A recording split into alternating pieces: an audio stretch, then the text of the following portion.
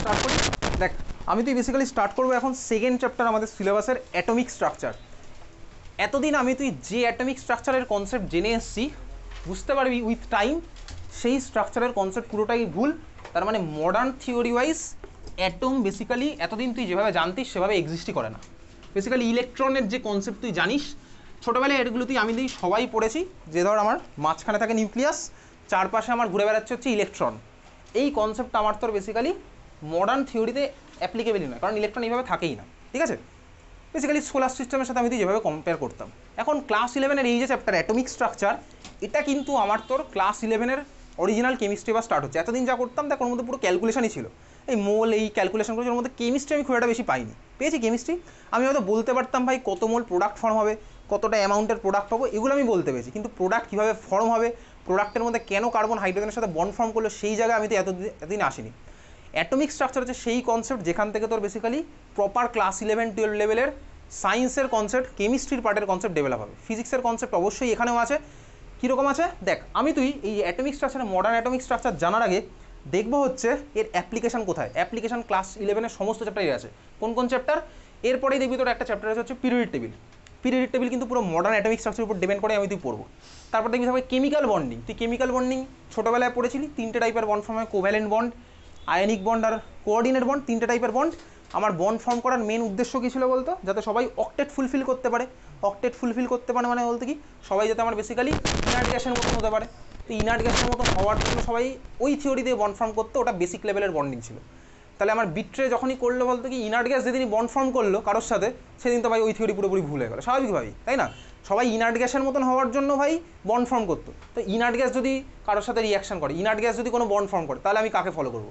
আমি এতদিন ইনার্ট গ্যাসকে গুরু বলে মানছিলাম, ইনার্ট গ্যাসই দেখছি ভাই কারোর সাথে গিয়ে বন্ড ফর্ম করছে।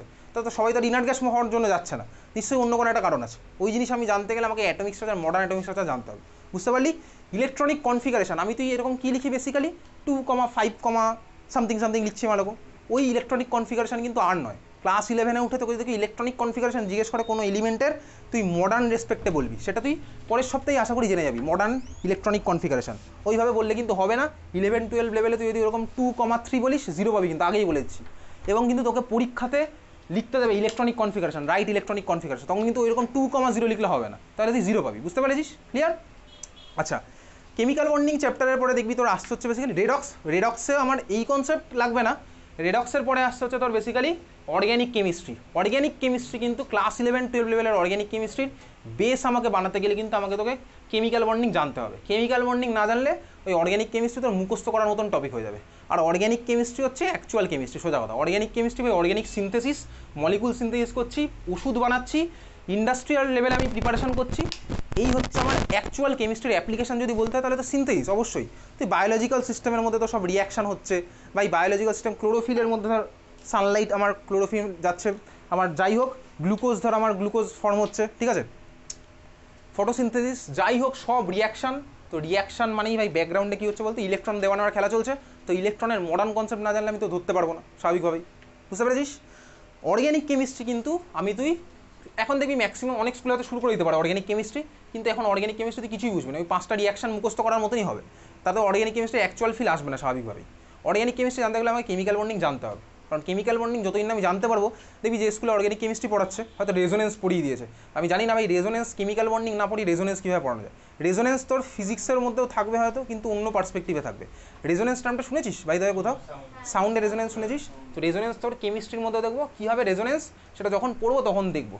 অর্গ্যানিক কেমিস্ট্রি কিন্তু তোর ক্লাস 11-এর যত চ্যাপ্টার আছে তার মধ্যে ক্লাস 12-এর রেসপেক্টে সবচেয়ে বেশি ইম্পর্টেন্ট, কারণ আমার তো মনে হয় না তোর টার্গেট ক্লাস 11-এ গিয়ে পড়াশোনা থামিয়ে দেওয়া। ক্লাস 12-এর তোর বোর্ড এক্সামই এই মুহূর্তে আলটিমেট মানে কি 11-12-এর রেসপেক্ট আমি যদি বোর্ডের কথা ভাবি, তো ক্লাস 12-এর বোর্ডই টার্গেট। বোর্ডের রেসপেক্টে কিন্তু তোকে ক্লাস 11-এর অর্গ্যানিক ভালো মতন তোকে প্রিপেয়ার করতে হবে, তার কারণ ক্লাস 12-এ এই বছর সিবিএসসি বোর্ডে অর্গ্যানিকের আরও মার্কস বাড়িয়ে দিয়েছে। আউট অফ 70 33 করে দিয়েছে হচ্ছে, 34 করে দিয়েছে হচ্ছে অর্গ্যানিক।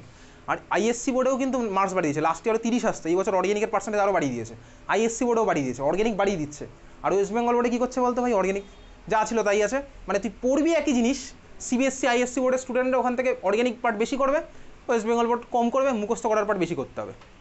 আচ্ছা, এই অর্গ্যানিকের রেসপেক্টে বললাম, মুখস্থ করার পর অন্য চ্যাপ্টার আছে ওয়েস্ট বেঙ্গল বোর্ডে। তো যাই হোক, অর্গ্যানিক ওয়েস্ট বেঙ্গল বোর্ডে আছে 28 নাম্বার, 70-এর মধ্যে 28 আছে কিন্তু অর্গ্যানিক। অর্গ্যানিকে সবাই ফোকাস ক্লাস 12-এ মেনলি থাকবে। কেন? তার কারণ অর্গ্যানিক ইজিলি স্কোরিং, সবচেয়ে কম সময় নাম্বার উঠে যাবে। 3 ঘন্টার এক্সাম হবে 70 মার্কসে, 3 ঘন্টার মধ্যে যদি অর্গ্যানিক পড়িস, অর্গ্যানিক যদি তোর ক্লিয়ার থাকে, ম্যাক্সিমাম 20 থেকে 25 মিনিট অর্গ্যানিক শেষ হয়ে যায়। বাকি টাইম তুই এরকম এইসব ক্যালকুলেশনে ইনভেস্ট করতে পারবি, মুখস্থ করার পর লিখতে পারবি। অর্গ্যানিক সবচেয়ে ইজি, এবং অর্গ্যানিক যদি তুই ক্লাস 11-এ ফাঁকি মারিস, ক্লাস 12-এ কিন্তু ভয়ঙ্কর সাফার করবি। কেন? কারণ ক্লাস 12-এর অর্গ্যানিকের বেস পুরোপুরি ক্লাস 11-এ তৈরি হবে, ঠিক আছে? সেটা তুই এখানে পড়ি বা যেখানেই পড়, অর্গ্যানিকে যদি ক্লাস 11-এ ফাঁকি দিস, তোর হয়তো মনে হতে পারে কি বলতো, আমি ক্লাস 11-এর অর্গ্যানিক তো, ও ঠিক আছে আমি অর্গ্যানিক পড়বো না, আমি বাকি চ্যাপ্টারগুলো পড়ে পরীক্ষা দিতে চলে যাবো, অ্যানুয়াল এক্সাম আমি পাস করে যাবো। এটা তুই ভুল ভাববি কিন্তু। কেন? কারণ তোর এই জিনিসটা তোকে কিন্তু ক্লাস 12-এ গিয়ে তোর কাছে ফিরে আসবে। ক্লাস 11-এর অর্গ্যানিক যদি তুই ফাঁকি দিস, ক্লাস 12-এ প্রচুর চ্যাপ্টার আছে অর্গ্যানিকের, সেগুলো কিন্তু কিছুই বুঝতে পারবি না, একদম একদম সোজা কথা। তুই নিশ্চয়ই চাস না ক্লাস 12-এ গিয়ে ক্লাস 11-এর অর্গ্যানিক আবার পড়তে, সম্ভব নয় সেটা। তাহলে তখন তুই ক্লাস 12 পড়বি না ক্লাস 11-এর অর্গ্যানিক পড়বি, কোনটা করবি? ঠিক আছে? আর ক্লাস 11-এর অর্গ্যানিক বলতে কিন্তু আমি শুধুমাত্র আইইউপিএসসি নমেনক্লেচারের কথা বলছি না, যেটা তুই ক্লাস 10-এ পড়েছিলি না আইইউপিএসসি নমেনক্লেচার। আইইউপিএসসি নমেনক্লেচার তো রুল, জাস্ট আমার মলিকুলার নাম লেখার। তাতে তোর ক্লাস 10 লেভেলের যে নমেনক্লেচারের রুল ছিল, সবারই ছিল আইইউপিএসসি নমেনক্লেচার, সেই রুল দিয়ে তোর ক্লাস 12-এর বোর্ড এক্সামের নমেনক্লেচারও হয়ে যাবে, ঠিক আছে? যেই বা নিটের ব্যাপার আলাদা, স্বাভাবিকভাবেই বুঝতে পারছিস। তো যাই হোক, এই হচ্ছে তোর অ্যাটমিক স্ট্রাকচারের অ্যাপ্লিকেশন এবং স্পেশালি অর্গ্যানিকের অ্যাপ্লিকেশন। অর্গ্যানিকের অ্যাপ্লিকেশন কিন্তু ক্লাস 12-এ ভালো মতন আছে, বুঝতেই পারলি? তাহলে ক্লাস 11-এ যেখানে যাওয়ার অর্গ্যানিকে ফাঁকি দিস না, ঠিক আছে? তো যাই হোক, দেখ অ্যাটমিক স্ট্রাকচার বেসিক্যালি এই যে অ্যাটমিক স্ট্রাকচার অফ অ্যাটম, আমি তুই এতদিন যে স্ট্রাকচার জানতাম, মানে মাঝখানে নিউক্লিয়াস আছে, চারপাশে ঘুরছে হচ্ছে ইলেকট্রন, এই মডেলটাকে কার সাথে কম্পেয়ার করা হতো বলতো? কার সাথে করা? সোলার সিস্টেমের সাথে এক্স্যাক্টলি, বেসিক্যালি মানে মাঝখানে ভাই সূর্য, চারপাশে ঘুরছে পৃথিবী বা অন্যান্য প্ল্যানেটগুলো, সিমিলার হতে কম্পেয়ার করতাম, ছোটোবেলা এটা করেছি। কিন্তু এখন আমি তুই একটু ভাই ওই থিওরি কেন ভুল সেই সব জিনিস সব জানবো, মডার্ন থিওরি সব কিছুতে জানবো। তাহলে সেই পার্টে আসি, চল আমি তো একদম ফিরে যাই হচ্ছে অ্যাটমিক স্ট্রাকচার কীভাবে শুরু হয়েছিল, মানে স্ট্রাকচার অফ অ্যাটম কীভাবে ভাবনা চিন্তা করা হলো। দেখ আজকের ক্লাসে যেটা পড়াবো সেটা তোর বোর্ড এক্সামের রেসপেক্টে বা স্কুলের এক্সামের রেসপেক্টে ইম্পর্টেন্ট নয়, ঠিক আছে? আমরা আজকে বেসিকটা দেখবো অ্যাটমিক স্ট্রাকচারে, পরের দিন থেকে একদম পুরো অ্যাটমিক স্ট্রাকচারের মধ্যে ঢুকে যাবো, ঠিক আছে? দেখ atomic structure basically structure of atom. ভাই অ্যাটম এই কথাটা প্রথম কে বলেছিল বলতে? এনিওয়েজ কে বলেছিল দরকার নেই, প্রথম আমার এই যে ভাই কিছু একটা জিনিস দিয়ে যে প্রত্যেকটা জিনিস বানানো, এই কনসেপ্ট প্রথম কে বলেছিল বলতো? মহারিষি কনাদ। হ্যাঁ, মহারিষি কনাদ, যে হচ্ছে ইন্ডিয়ান ছিল, সে হচ্ছে বেসিক্যালি সায়েন্টিস্ট নয়, ফিলোসফার। আজ থেকে 200-300 বছর আগে কিন্তু তাদেরকে সায়েন্টিস্ট বলতো না, ফিলোসফার বেসিক্যালি, ঠিক আছে? মহারিষি কনাদ নাম শুনেছিস? দেখবি তো যে কোনো অ্যাটমিক স্ট্রাকচারের বইয়ের শুরুতে একদম লেখা আছে মহারিষি কনাদ সম্পর্কে। তো কনাদ কী বলেছিল? কনাদ বলেছিল হচ্ছে বলতে কি, যে কোনো জিনিস এই পৃথিবীতে 5টা বা 4টে জিনিস দিয়ে বানানো। কী কী? ওই যে জল, আগুন, পৃথিবী, মাটি, এইসব জিনিসপত্র দিয়ে, ঠিক আছে? তো বুঝতেই পারছি এটা নিশ্চয়ই সায়েন্সের রেসপেক্টে যাওয়া যাচ্ছে না, এটা ফিলোসফির রেসপেক্টে ঠিক আছে, যেটা আমি ফিল করতে পারছি তার রেসপেক্টে তো ঠিক আছে। এখন আমি তুই আসি হচ্ছে 2024, এই স্ট্রাকচার কীভাবে ডেভেলপ হয়েছে সেই জিনিস জানতে গেলে আমি তো একটুখানি টাইম লাইনটা দেখবো, কবে কি ডেভেলপ হয়েছে। আজ থেকে বেসিক্যালি 1806, আমি টাইম লাইনগুলো একটু লিখছি, ঠিক আছে? 1806 এই সময় দাঁড়িয়ে, মানে এখন থেকে তো 200 বছরের বেশি, 220 বছর ধরে রাখ, 218 বছর, ঠিক আছে? এখন এই সময় দাঁড়িয়ে প্রথমবারের জন্য কে কি বললো? ডাল্টন, নাম শুনেছিস তো? ডাল্টন। ডাল্টন প্রথম বললো হচ্ছে ভাই কি আমার, কি বলেছিল বলতো ডাল্টন? কি বলেছিল? অ্যাটমই হচ্ছে আমার আলটিমেট, তাই না? অ্যাটমই হচ্ছে আমার আলটিমেট, অ্যাটমকে আর ফার্দার ভাঙা যায় না, মানে যে কোনো কিছু জিনিসপত্র আমার, যে কোনো সাবস্টেন্স আমার অ্যাটম দিয়ে বানানো, অ্যাটমকে তুই ফার্দার ডিভাইড করতে পারবি না, এটাই হচ্ছে আমার ডাল্টনের কনসেপ্ট ছিল। তো দেখ এই কনসেপ্ট, তার মানে আমার ঠিক কি ভুল, তখনকার দিনে দাঁড়িয়ে, ওই সময় দাঁড়িয়ে 1806, বুঝতে পারছিস তো? তখন দেখ আমার সায়েন্সের সবে ডেভেলপ হচ্ছে, 1806 অনেক বছর আগে সায়েন্স ডেভেলপ হচ্ছে। আর ইন্ডিয়া তখন কী আছে বলতো? ইন্ডিপেন্ডেন্স পাইনি, ঠিক আছে? সোজা কথা, তাই না? ব্রিটিশদের আন্ডার আছে ওই সময় দাঁড়িয়ে। তার মানে তখন আর্থের একটা সাইডে কিন্তু সায়েন্স ডেভেলপ হওয়ার চেষ্টা চলে যাচ্ছে, সাইমালটেনিয়াসলি ইন্ডিয়াতেও কিন্তু সায়েন্সের ডেভেলপমেন্ট হওয়ার চেষ্টা হতো, কিন্তু পারতো না। তার কারণ কি? ইন্ডিয়াতে সায়েন্স ডেভেলপমেন্টে অবজেকশনটা কোথায় ছিল? ভাই তুই আলটিমেটলি যাই কর, অথরিটির কাছে যেতে হবে, অথরিটি তো পুরোপুরি ব্রিটিশদের হাতে, ঠিক আছে? ব্রিটিশদের হাতে। এই জন্য ওই সময় দাঁড়িয়ে ইন্ডিয়াতে কিন্তু সায়েন্স মারাত্মক লেভেলে যাওয়ার মতন ছিল, ট্যালেন্ট দুর্ধর্ষ লেভেলের ছিল, বুঝতেই পারছিস। কিন্তু যেরকম আউটকাম, যেরকম পাবলিকেশন, যেরকম পাবলিসিটি বা প্রচার এক্সপেক্ট করা গেছিলো, সেরকম কিন্তু হয়নি। এটা ইন্ডিয়ান সায়েন্সের একটা দুঃখজনক অধ্যায় বলতে পারিস, ঠিক আছে? দুঃখের একটা চ্যাপ্টার। যেমন তুই জগদীশ চন্দ্র বসুর তো নাম শুনেইছিস আশা করি, জগদীশ চন্দ্র বোস কিন্তু আমার কি ডিসকভার করেছিল বলতো, রেডিওর কথা বলছিলাম, ওয়্যারলেস কানেকশন কিন্তু মানে বেসিক্যালি জগদীশ চন্দ্র বোসেরই, এই যে রেডিওর। কিন্তু ক্রেডিট আমার কে পেয়েছে বলতো, নাম কি সায়েন্টিস্টের জানিস না? Marconi, exactly. মার্কনি কিন্তু ওই কাজের জন্য নোবেল প্রাইজ পেয়েছিল 1907, ওই সময় 1907 ওই সময় নোবেল প্রাইজ পেয়েছিল কিন্তু মার্কনি। জগদীশ চন্দ্র বসু কিন্তু অ্যাকচুয়ালি ডিসকভার করেছিল। বুঝতেই পারছি তখন ইন্ডিয়া তো স্বাধীন হয়নি, তার মানে বলতে কি ভাই এখান থেকে, আর তখন তো কমিউনিকেশন এরকম ছিল যে হোয়াটসঅ্যাপ করে দিলাম, মেল পাঠিয়ে দিলাম, চলে গেল অথরিটির কাছে, এরকম তো নয়। তখন পুরোটা আমার পেন অ্যান্ড পেপারে হতো। তুই পেন অ্যান্ড পেপারে এখান থেকে রয়্যাল সোসাইটি অফ কেমিস্ট্রির কাছে পাঠাচ্ছি। তখন বেসিক্যালি ওয়ার্ল্ডের সায়েন্স কন্ট্রোল করতে হচ্ছে রয়্যাল সোসাইটি অফ কেমিস্ট্রি, ইংল্যান্ডে, ঠিক আছে? দেখ আরএসসির একটা ব্যাগ ওখানে ঝুলছে তোর পিছনে, তো রয়্যাল সোসাইটি অফ কেমিস্ট্রি ইংল্যান্ডের, বুঝতেই পারছিস ইন্ডিয়া ইংল্যান্ডের আন্ডারে আছে। অবশ্যই জগদীশ চন্দ্র বসুর ওই কাজটা পাবলিকলি ওরকম করা হয়নি, অ্যাপ্রিসিয়েটও করা হয়নি, তো মার্কনি বেসিক্যালি সব এটাই পেয়েছিল। তো যাই হোক, ডাল্টন যেটা বলেছিল ভাই, আমার যে কোনো জিনিসপত্র হচ্ছে বেসিক্যালি অ্যাটম দিয়ে বানানো, অ্যাটমকে ফার্দার ভাঙা যায় না। বুঝতেই পারছি এটা আমার এখনকার দিনের রেসপেক্টে অরিজিনাল থিওরি নয়। কেন? তার কারণ হচ্ছে ভাই অ্যাটমকে ভাঙা যায় ফার্দার, অ্যাটমকে ভেঙে তুই আর কী কী বানাতে পারিস, অ্যাটমের মধ্যে ভাই নিউক্লিয়াস, প্রোটন, ইলেকট্রন সবই আছে, মানে অ্যাটমকে ফার্দার ভাঙা যায় না, এই কনসেপ্টটা ভুল। তো যাই হোক চল, তখন এইবারে সায়েন্স কিন্তু ওদিকে প্রোগ্রেস হচ্ছে। এইবারে একটা যাচ্ছে হচ্ছে টাইম লাইন, চল দেখি বেসিক্যালি এই সময়টা দাঁড়িয়ে 1878 1876 প্রথমবারের জন্য তখন ফিজিক্সে কিন্তু ভালো করে কাজ হচ্ছে, ফিজিক্স। এখন এই যে সময়টা না, এই টাইম লাইনটায় ফিজিক্স কেমিস্ট্রি সবাই একসাথে কাজ করছে, ফিজিসিস্ট, কেমিস্ট সবাই একসাথে কাজ করছে। 1830 1850 ওই সময় দাঁড়িয়ে মাইকেল ফ্যারাডের নাম শুনেছিস তো? মাইকেল ফ্যারাডে কী করেছিল? আর ইলেকট্রিসিটি নিয়ে কাজ করেছিল বেসিক্যালি। তো ইলেকট্রিসিটির মাইকেল ফ্যারাডে ওই সময় কিন্তু প্রচুর এক্সপেরিমেন্ট করতো ইলেকট্রিসিটি নিয়ে। কীরকম এক্সপেরিমেন্ট করতো? এক্সপেরিমেন্টগুলো করতে হচ্ছে ডিসচার্জ টিউবের মধ্যে, ঠিক আছে? ডিসচার্জ টিউবের এক্সপেরিমেন্ট ওই সময় দাঁড়িয়ে প্রচণ্ড ফেমাস ছিল। সায়েন্সের ফিল্ডে কী হয় বলতো, যখন কোনো কনসেপ্ট বা যখন কোনো নতুন টাইপের এক্সপেরিমেন্ট হয় না, সারা পৃথিবী বেসিক্যালি ওই জিনিসের পিছনে ঝাঁপিয়ে পড়ে। কেন? তার কারণ ওখানে যদি তুই কোনো নতুন ফাইন্ডিং পাস, ওটা আরও প্রোগ্রেস করবে। এটাই হচ্ছে, এখনও মডার্ন সায়েন্সে তাই হচ্ছে। ইউএসএতে যদি আমরা কোভ্যালেন্ট অর্গ্যানিক ফ্রেমওয়ার্ক, তুই বাড়ি গিয়ে সার্চ করতে পারিস, এই মুহূর্তে অর্গ্যানিক কেমিস্ট্রির কন্ট্রোল করছে হচ্ছে কোভ্যালেন্ট অর্গ্যানিক ফ্রেমওয়ার্ক, সিওএফ, আর হচ্ছে মলিকুলার অর্গ্যানিক ফ্রেমওয়ার্ক, সিওএফ আর এমওএফ, কফ আর মফ, এই দুটো হচ্ছে অর্গ্যানিক কেমিস্ট্রিকে এখন কন্ট্রোল করে। মানে অর্গ্যানিক মলিকুল দিয়ে তুই এরকম নেট বানাতে পারবি, এরকম নেট না, মলিকুলার লেভেলে, ঠিক আছে? ওই নেটগুলো দিয়ে তুই কী করতে পারবি, তো এয়ার পিউরিফায়ারের কাজ করতে পারবি। এগুলো দুর্দান্ত কাজ এখন হচ্ছে এই মুহূর্তে সিওএফ আর এমওএফ নিয়ে। তো সিমিলার হতে সায়েন্স এটা হতেই থাকে, যখন যে কনসেপ্ট নিয়ে কাজ হয় সেই কনসেপ্টের জন্য সবাই ঝাঁপিয়ে পড়ে। তো ডিসচার্জ টিউব, ফিজিক্স, কেমিস্ট্রি তখন সবাই এক, ফিজিসিস্ট, কেমিস্ট্রি সবাই এক। বেসিক্যালি এই যে এখন আমি তো যেটা দেখছি মডার্ন অ্যাটমিক স্ট্রাকচারের ইলেকট্রন, প্রোটন, নিউট্রনের ডিসকভারি, এখানে কিন্তু ভাই ফিজিক্সিস্ট, কেমিস্ট সবাই একসাথে কাজ করেছে। ইনফ্যাক্ট ইলেকট্রনের ডিসকভারি যে করেছে সে কিন্তু আমার ফিজিসিস্ট ছিল, নট কেমিস্ট, ঠিক আছে? তো যাই হোক, আমি তো 1878 ওই সময় দাঁড়িয়ে এখন দেখবো হচ্ছে কি ডিসকভারি অফ ইলেকট্রনের ডিসকভারি কে করেছিল? দেখ বেসিক্যালি ডিসকভারি করা মানে কি বলতো, ডিসকভারি মানে হচ্ছে জিনিসটা, ভাই বাংলা মানে বলতে পারেন, ডিসকভারি মানে হচ্ছে একটা জিনিস ধর তুই অবজার্ভ করলি, সেটাকে তুই কেন হচ্ছে বলে সায়েন্টিফিক কমিউনিটির কাছে পাবলিশ করবি, সায়েন্টিফিক কমিউনিটির কাছে তোকে রিপোর্ট করবি, সায়েন্টিফিক কমিউনিটি তোকে কোশ্চেন করবে, ভাই এটার পিছনে রিজনগুলো যেগুলো আছে তার পিছনে তোকে কাউন্টার কোশ্চেন করবে। তুই যদি ঠিকঠাক লজিক্যালি অ্যান্সার দিতে পারিস, তখনই তুই এই জিনিসটা বেসিক্যালি ডিসকভার করলি। বুঝতে পেরেছিস তো? ক্লিয়ার? তার মানে হয়তো বলতে কি একটা ফেনোমেনা আমিও দেখছি, তুইও দেখছিস, সেও দেখছে, ঠিক আছে? তার মানে কিন্তু আমি তুই ডিসকভার করিনি। যে বলতে পারবে এই ফেনোমেনাটা কেন হচ্ছে, ঠিক আছে, ওর রেসপেক্টে যা যা কোশ্চেন হবে, সায়েন্টিফিক কমিউনিটি যারা করবে, সব কিছুর অ্যান্সার দিতে পারবে, প্রপার রিজন দিতে পারবে, প্রপার লজিক দিতে পারবে, সেই কিন্তু ওটা দিনের শেষে গিয়ে ডিসকভার করলো, আমি তুই করিনি, ঠিক আছে? বুঝতে পারলি তো?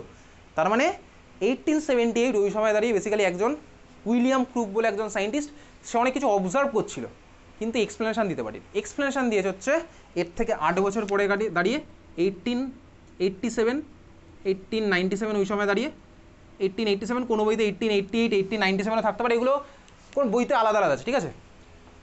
তখন এটা এক্সপ্লেন করেছিল হচ্ছে জে থমসন এক্সপ্লেন করেছিল, ওই জন্য ইলেকট্রনের ডিসকভারি হিসেবে বেসিক্যালি জে থমসনের নামটাই দেওয়া হয়।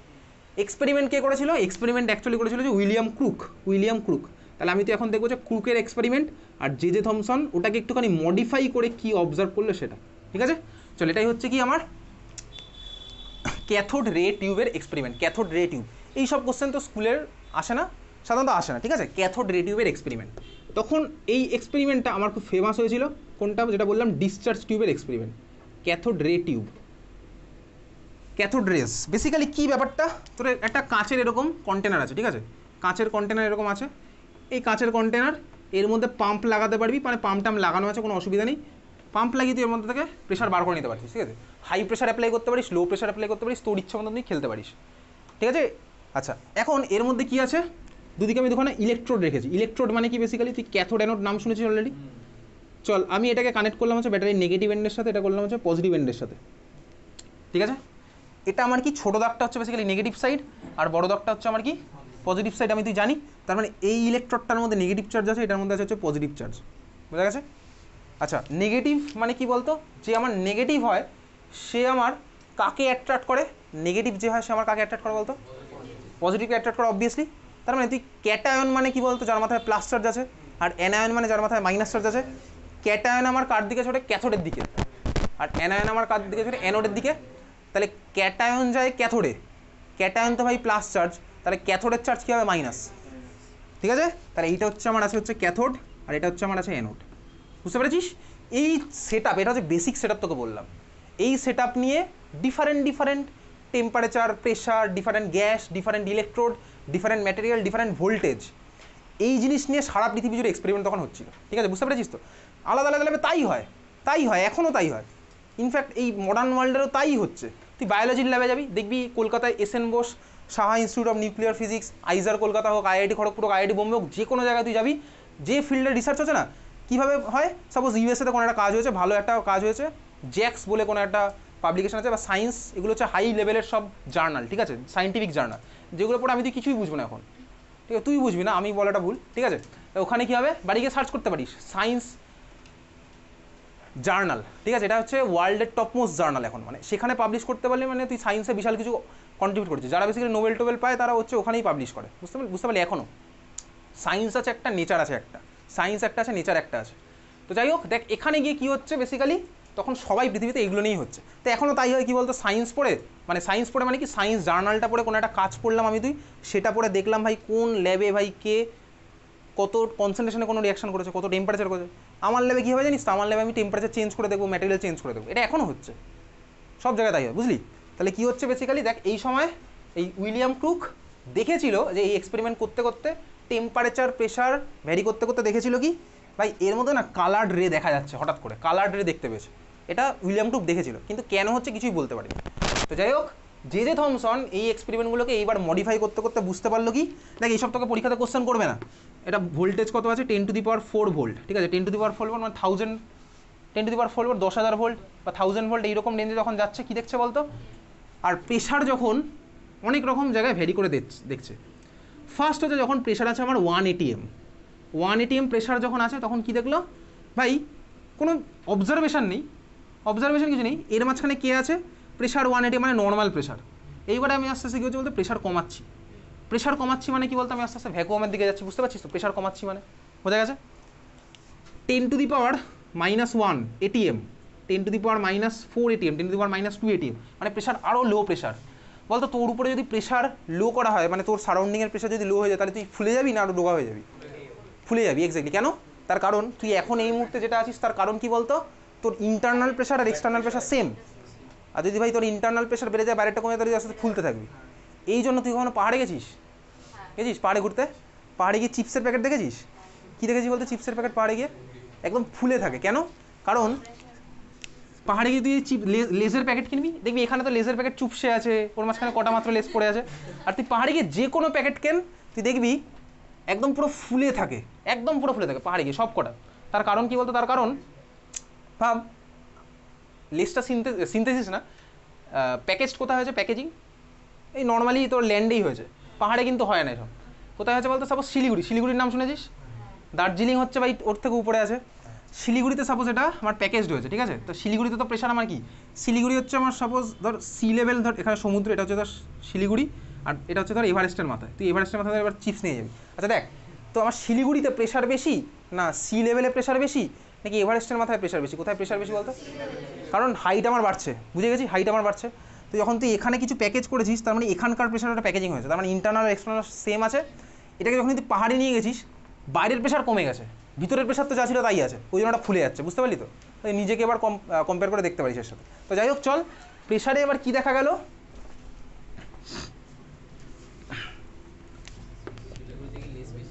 10 টু দি পাওয়ার হাওয়ার কনসেপ্ট, ঠিক আছে, লেস যা ছিল তাই আছে।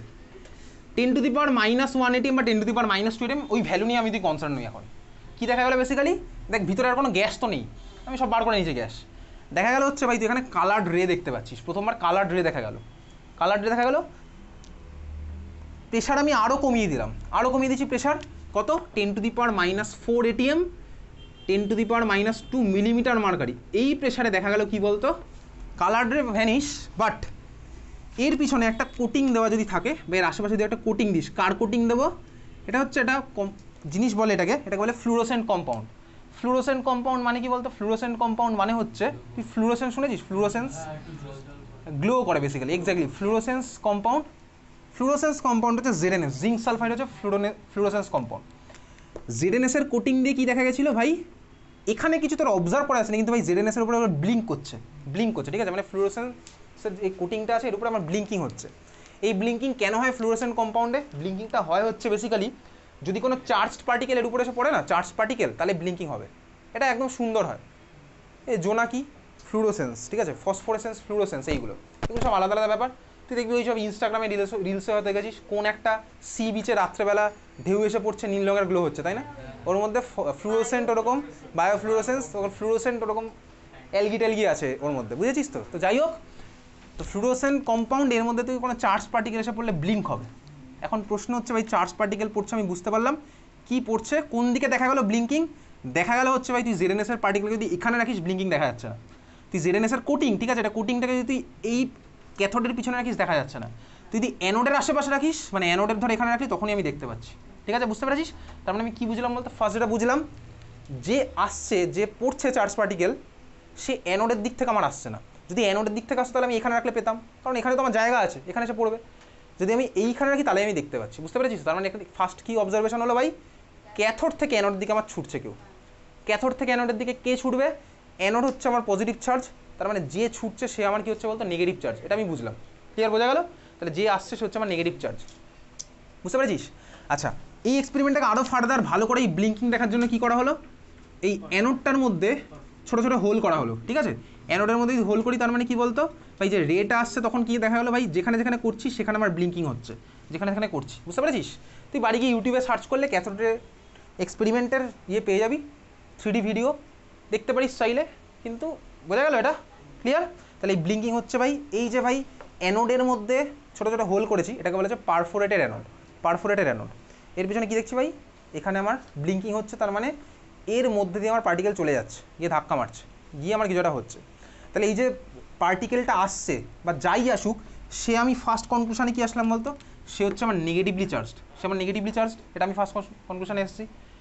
সেকেন্ড আমি কি দেখলাম, এবার সেকেন্ড আমি দেখছি হচ্ছে ভাই ভিতরে তো আমার কোনো গ্যাস নেই, কোনো গ্যাস তো নেই, তাহলে গ্যাসের উপর ডিপেন্ড করে না স্বাভাবিকভাবেই, বুঝেছিস, কোনো গ্যাস যদি না থাকে। সেকেন্ড আমি কী করলাম ভাই, ইলেকট্রোডগুলো চেঞ্জ করলাম, অন্য ম্যাটেরিয়াল নিলাম ইলেকট্রোডের, ম্যাটেরিয়াল চেঞ্জ করে দেখছি যা অবজারভেশন ছিল তাই হচ্ছে, ম্যাটেরিয়াল চেঞ্জের সাথে আমার কোনো এফেক্ট পড়ছে না, বুঝতে পেরেছিস। আচ্ছা, এইবারে ম্যাটেরিয়াল চেঞ্জের কোনো এফেক্ট পড়লো না, তার মানে কি বলতো, তার মানে যে পার্টিকেলগুলো আসছিল সেগুলো আমার কারোর উপরই ডিপেন্ড করে না, কারোর উপর যদি কেউ ডিপেন্ড না করে তাহলে তাকে কী বলে বলতো, ফান্ডামেন্টাল, মানে একদম বেসিক ব্যাপার, বুঝলি তো। তার মানে যে পার্টিকেলগুলো আসছে সেগুলো হচ্ছে ফান্ডামেন্টাল পার্টিকেল, বোঝা গেল। তারপর হচ্ছে কি, তারপরে আরও দেখলাম, এইবারে দেখ এই যে রেটা আসছে তার প্রপার্টি তোর বইয়ের মধ্যে লেখা আছে, কি কি দেখলাম, ফার্স্ট দেখলাম হচ্ছে রে অফ পার্টিকেল, যেটা এই দিক থেকে এই ডাইরেকশনে আসছে, এর আশেপাশে যদি কোনো আমি ইলেকট্রিক ফিল্ড দিই, ইলেকট্রিক ফিল্ড কীরকম ইলেকট্রিক ফিল্ড দেবো, দেখ এটা হচ্ছে আমার নেগেটিভলি চার্জ পার্টিকেল, আমি বুঝে গেছি। আমি ধর এর আশেপাশে দিলাম হচ্ছে পজিটিভলি চার্জড, পজিটিভ একটা ফিল্ড দিলাম, পজিটিভ ইলেকট্রিক ফিল্ড দিয়েছি, ঠিক আছে, মাইনাস, এদিকে মাইনাস দিলাম, এদিকে প্লাস দিলাম, দিতেই পারি, ইলেকট্রিক ফিল্ড তো অ্যাপ্লাই করা যায়। যদি আমি দিই, আমি কী দেখবো বলতো, এই মাইনাসগুলো এরকম বেঁকে যাচ্ছে, ঠিক আছে, তার মানে কীভাবে বুঝলাম এরকম বেঁকে যাচ্ছে, এর পিছনে আমি ZNS এর কোটিং লাগিয়ে দিলাম, বুঝতে পারলি। তাহলে এইভাবে দেখলাম কি ভাই, ইলেকট্রিক ফিল্ডের প্রেজেন্সে বেঁকে যাচ্ছে, কার দিকে বেঁকছে, অবভিয়াসলি পজিটিভের দিকে বেঁকছে, তার মানে আমি কী বুঝলাম ভাই, পার্টিকেলগুলো আমার নেগেটিভ চার্জ পার্টিকেলই, বোঝা গেল। তারপরে কি অবজারভেশন হচ্ছে, এর মধ্যে একটা প্যাডেল দিলাম, প্যাডেল মানে কি বলতে, এই প্যাডেল ইজিলি পাওয়া যায়, একদম তুইও বানাতে পারবি, এগুলোকে বলা হচ্ছে সিলিকা মাইকা প্যাডেল, ঠিক আছে, মাইকা শিট বলে এগুলোকে, মাইকা শিট একদম পাতলা শিট হয়, তো স্কুলের প্র্যাকটিক্যালে মাইকা শিটের মধ্যে হয়েছে না এই কিছু, মাইকা শিটের উপর কোনো কম্পাউন্ড দিয়ে পুড়িয়েছে, বার্ন করেছে, তো মাইকা শিট দেখবি একদম থিন আমার একদম শিট হয়, সিলিকা দিয়ে বানানো, মাইকা শিটের তুই এরকম প্যাডেল বানিয়ে দিলি, প্যাডেল বানিয়ে দিলাম, টারবাইনের মতন লাগছে দেখতে, তুই প্যাডেল দিলে কি দেখা গেল বলতে এগুলো ঘুরতে থাকছে। তার মানে ভাই যে এসে ধাক্কা মারছে সে আমার এগুলোকে ঘোরাতে পারছে, তার মানে এর মধ্যে এনার্জি আছে, আমি বুঝলাম এর মধ্যে এনার্জি আছে, কাইনেটিক এনার্জি আছে, বুঝলি, কাইনেটিক এনার্জি আছে। ক্লিয়ার? এই যে অবজারভেশনগুলো এগুলো আমার দেখেছিল কে, বেসিক লেভেলে দেখেছিল হচ্ছে ক্রুক, কিন্তু জে থমসন আরও অবজারভেশন দেখছে, যতক্ষণ এই সব কিছু অ্যাপ্লাই করে দেখছে, বুঝলি। এখন প্রশ্ন হচ্ছে ভাই এটা যে আসছে সে কে, সেটা হচ্ছে negatively charge particle. Negatively charge যে পার্টিকেলটা আসছে সেটাই হচ্ছে বেসিক্যালি ইলেকট্রন হিসেবে নাম দিয়েছিল কে, জে থমসনেরই দেওয়া, ঠিক আছে, ইলেকট্রন হিসেবে নাম। এখন বোঝা গেছে এটা ক্লিয়ার? তাহলে আমি বুঝলাম কি নেগেটিভলি চার্জ পার্টিকেল আসছে।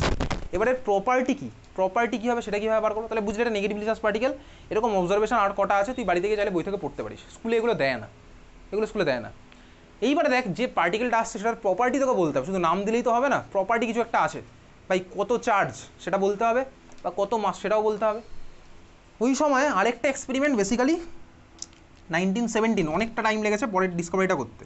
1917 ওই সময় দাঁড়িয়ে সায়েন্টিস্ট মুলিকেন, ঠিক আছে, মুলিকেনের অনেক রকম, মুলিকেন কেমিস্টের পরীক্ষাও আছে, মুলিকেন ক্লাস 12 আছে মুলিকেন বার্কার টেস্ট, ঠিক আছে। সায়েন্টিস্ট মুলিকেন বা মিলিকান, তোর বইতে মিলিকান লেখা আছে, মিলিকানের একটা এক্সপেরিমেন্ট অয়েল ড্রপ এক্সপেরিমেন্ট, ঠিক আছে, অয়েল ড্রপ এক্সপেরিমেন্ট আমাদের সিলেবাসে নেই, তুই চাইলে বাড়ি গিয়ে বই থেকে দেখতে পারিস। অয়েল ড্রপ এক্সপেরিমেন্ট করে কি মেজার করা যায় বলতো, যে কোনো পার্টিকেলের চার্জ বাই মাস, এই রেশিও তুই মেজার করতে পারবি, যে কোনো পার্টিকেলের চার্জ বাই মাস রেশিও, ঠিক আছে, charge by mass ratio measure করতে পারবো। তাহলে ভাই চার্জ বাই মাস রেশিও আমার মুলিকেন কত পেয়েছিল হচ্ছে একটা ভ্যালু পেয়েছিল, তোকে ভ্যালু মুখস্থ করতে হবে না, চার্জ বাই মাস পেয়েছিল হচ্ছে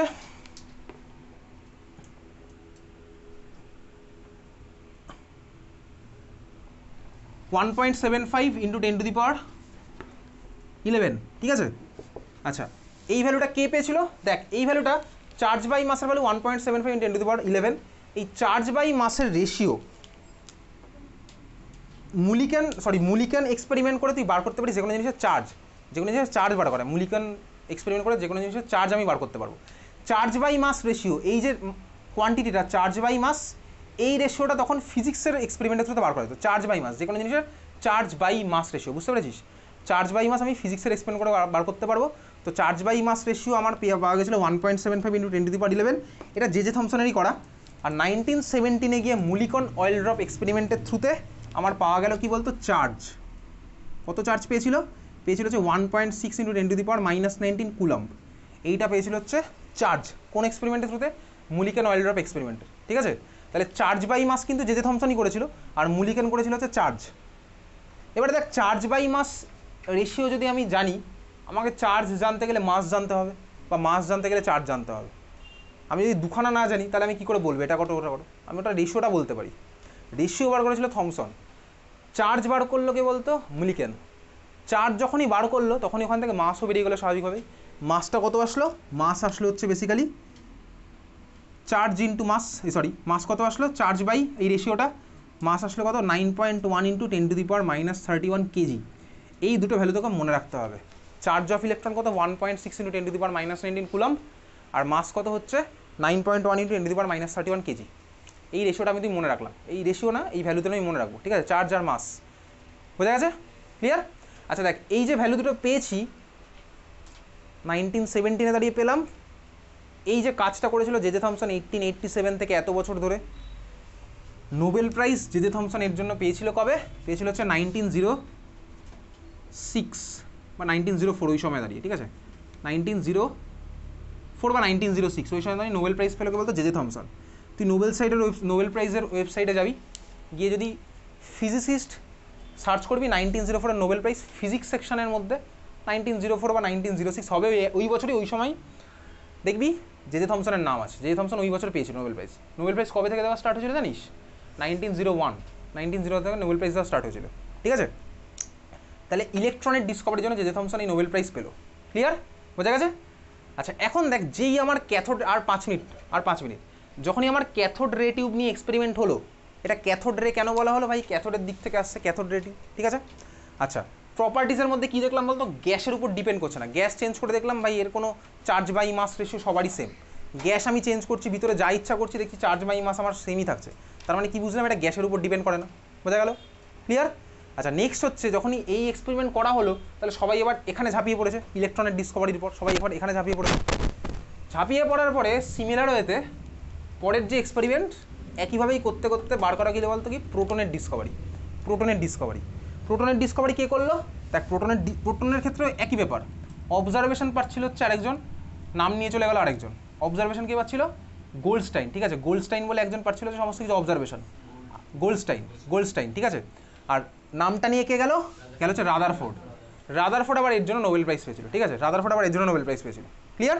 তাহলে দেখ গোল্ডস্টাইনের অবজারভেশন কি ছিল? গোল্ডস্টাইনের অবজারভেশন ছিল হচ্ছে দেখ বেসিক্যালি একটু দেখেই নি, গোল্ডস্টাইনের অবজারভেশন ছিল হচ্ছে ক্যাথোড রে টিউবের মধ্যেই অ্যানোড রে আমি দেখতে পেলাম, ক্যাথোড রে টিউবের মধ্যেই অ্যানোড রে দেখতে পেলাম। তার মানে কি বেসিক্যালি আমার সেট আপটা একই আছে, কিন্তু এই মনে আছে কিছুক্ষণ আগে দেখছিলাম ভাই টেম্পারেচার প্রেশার সব কিছু চেঞ্জ করে করে দেখা হচ্ছে। সিমিলার হতে ভাই এরকম টেম্পারেচার প্রেশার চেঞ্জ করতে করতে যখন আমার প্রেশার হলো 10⁻⁻1 মতন, আর ভিতরে আমার ডিফারেন্ট গ্যাস নিলাম, তখন দেখা গেল কি বলতো, তুই যা অবজারভেশন দেখছিলি না 10⁻⁻1 আগের বার, এখন ওর সাথে আরও একটা নতুন অবজারভেশন দেখা যাচ্ছে। গ্যাস আলাদা আলাদা করলে কালার আলাদা আলাদা হচ্ছে ভিতরে, গ্যাস আলাদা আলাদা করলে ভিতরে আলাদা আলাদা কালার পাওয়া যাচ্ছে, ঠিক আছে। তাহলে গ্যাস আলাদা আলাদা করলে ভিতরে আলাদা আলাদা কালার পাচ্ছি। এখন সিমিলার হতে দেখ ক্যাথোড রে টিউব তো আমার আছেই, মানে বলতে কি ক্যাথোড থেকে অ্যানোডের দিকে তো আমার যাচ্ছেই, ক্যাথোড থেকে তো আমার অ্যানোডের দিকে যাচ্ছেই, সেটা তো আমার ক্যাথোড রে, ঠিক আছে। তা সেটা আমার যাচ্ছে কীভাবে বুঝেছিলাম? এখানে জেডএনএসের কোটিং দিয়ে। এইবারে পুরো চারিদিকে কোটিং দিয়ে কী দেখলাম বলতো? ক্যাথোডের পিছনে আমার ব্লিঙ্ক হচ্ছে, তার মানে ক্যাথোডের পিছনে যদি ব্লিঙ্ক হয় আমি কি বুঝলাম বলতো? আরও একটা নিশ্চয়ই অপোজিটলি চার্জ আমার পার্টিকেল ফর্ম হয়েছে, তাই না? কারণ ক্যাথোডের পিছনে কেউ আসছে, তার মানে প্লাসটা এদিকে ছুটে আসছে নিশ্চয়ই, তাই না? বুঝতে পারছিস? এর পিছনে যদি কেউ এসে ধাক্কা মারে তাহলে তাকে কী হতে হবে? প্লাস চার্জ হতে হবে। কেন? কারণ প্লাসটাই আমার মাইনাসের দিকে ছুটবে। এই যে ভাই যে প্লাস যে মাইনাসের দিকে ছুটছে, এখানেই আমার আবার ডিফারেন্ট কালারের রে দেখা গেল। কীরকম রে দেখা গেলো? হাইড্রোজেনের ক্ষেত্রে আমি একরকম দেখতে পাচ্ছি, হিলিয়ামের জন্য আরেক রকম দেখতে পাচ্ছি, মানে গ্যাস ওয়াইজ আমার কালার ভ্যারি করছে, ঠিক আছে, গ্যাস ওয়াইজ কালার ভ্যারি করছে। তার মানে কি এখন কেন হচ্ছে এটা, বা আমি অপোজিট ডাইরেকশনে কেন রে পাচ্ছি? ভালো করে দেখি, দেখ এদিকে তাকা, মাইনাস চার্জ থেকে প্লাস চার্জের দিকে, মানে ক্যাথোড থেকে অ্যানোডের দিকে আমি অলরেডি বুঝে গেছি ইলেকট্রন আমার যাচ্ছিল, ইলেকট্রন তো যাচ্ছে, সমুদ্রের মতন ইলেকট্রন ছুটে যাচ্ছে, বোঝা গেল? ইলেকট্রনের সি আছে। এবারে এর মধ্যে যখনই গ্যাস পার্টিকেল চলে এসছে, চলো আমি এটা গ্যাসের কথাই ভাবি, তার আমার গ্যাস পার্টিকেল কী আছে? Suppose helium. তো হিলিয়ামের আমার অ্যাটমিক নাম্বার কত? 2। দেখ ভ্যালেন্স শেলে আমার কটা ইলেকট্রন আছে? 2টো ইলেকট্রন আছে। এই হচ্ছে আমার হিলিয়াম সাপোজ।